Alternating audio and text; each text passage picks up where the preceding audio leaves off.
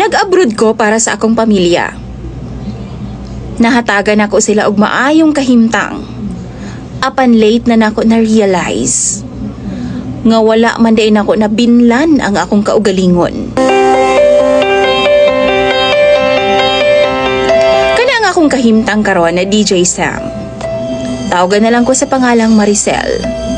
43 anyos na ko ug bag-o lang kong nakauli gikan sa abroad. Halos 20 ka tuig sab ko nga nag-abroad DJ Sam. 23 anyos ko kaniadto dihang nagdesisyon ko nga manimpalad sa gawas sa nasod. Unang gud mi ka mag-igsuon DJ Sam ug ako ang ikaduha. Akong maguwang naminyo po dayon.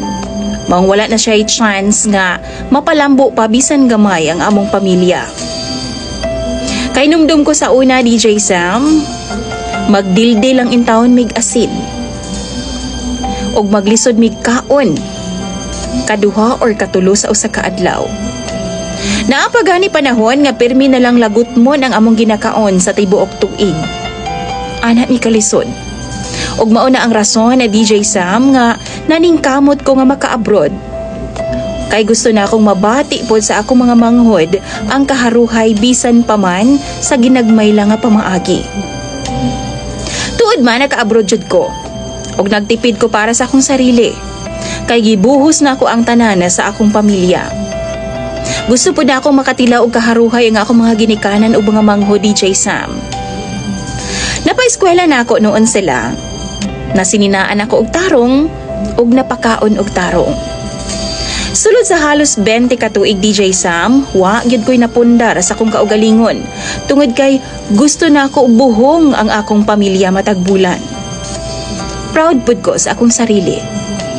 Kay napahuman ako og eskwela ang ako nga tulo ka mga manghod nga milahutay sa pagtuon. Nakatabang pud ko sa ako mga pag-umangkon ug nakahatag pud ko sa ilahang mga luho. Butang nga wa na mo na experience kaniadto DJ Sam. Happy ko nga nakatabang og makahatag sa ako mga paryente matag panahon nga mamarayg sila pambayad sa ilang kuryente, tubig ug uban pang mga panginahanglanon. Year 2021, nihangyo ang akong mama nga mag-Siargao daw sila. Kauban ang iyaha mga kumare nga mga silingan rapod namo og paryente. Regalo na lang po daw nako para sa iyahang ika-67 nga birthday. Duha-duha ko ato nga time DJ Sam. Kay wa ko ika-afford sa 150,000 pesos nga gipangayo niya nga budget. Apan wa siya mi kontak nako tulo ka semana. Maong nabalaka ko. Naibawaan na lang nako sa akong manghod nga nanluod ay si mama. Kay ako aman siyang gibalibaran. Tungod niya to gichat dayon nako siya og giingnan nga magpadaan ako para sa iyang pang-birthday. Uban ang iyahang mga kumare. Nisugot na ko nga mag-Siargao sila. Og ako'y mo sponsor. Abdi kaayo siya nga naka-video call na ako DJ Sam og nagpasalamat dayon. Year 2022. Gawa sa regular na akong ginapada DJ Sam, nagpadugang pod si mama. Kay lagi, napriso daw ang among kinamanghuran na tungod sa drugs. Og nangayo siya og pangpiyansa sa ako DJ Sam. Gihatagan pod na ako bisan halos wa na ko'y savings. Bisan sa akong kahimtang DJ Sam, wa ko gareklamo. Kay lagi, malipayon ko nga makasilbi sa akong pamilya. Wa pod ko'y karapatan nga magmaymay nila kay manluod man dayon sila. Apan last year lang, nagkasakit ko og sugo DJ Sam.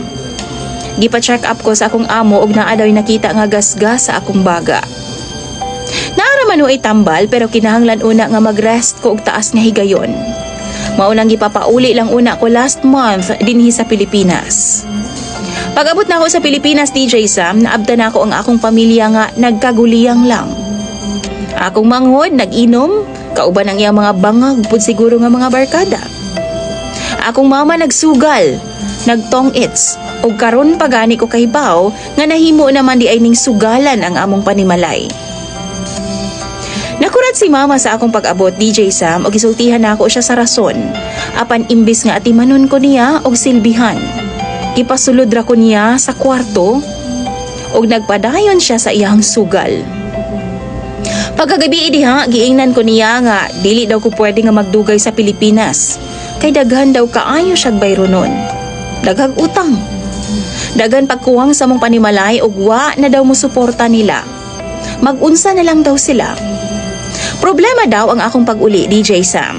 Gani, giingnan pa ko niya. Nga kung ugaling man ma-okay na ko, makapahuway na ko gamay. Mangita na lang daw una kong trabaho sa amua, samtang dili pa ko kabalik sa laing nasod.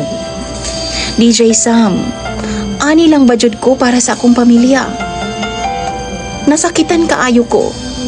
Tapos imbes nga nagkasakit ko karon, imbes mag-care sila sa ako ako pa man noon ang ginapangayuan nila para sa pang-adlaw-adlaw. Walay mga trabaho ako mga igsuon nga nangaminyo na DJ Sam. Maong sa amo arapod gasalig. Pati pag umangko na ako pa. Kay kung mag-no man good ko, dalo na dayon ang tanaw nila sa ako Unsa man ang akong buhaton, DJ Sam. Sa imong mga followers, kung kamo ang naa sa akong sitwasyon, maantos pa ba ninyo ang ingon ani nga klase nga pamilya? Tambagi daw ko ninyo, please lang. Imong follower, DJ Sam, Maricel.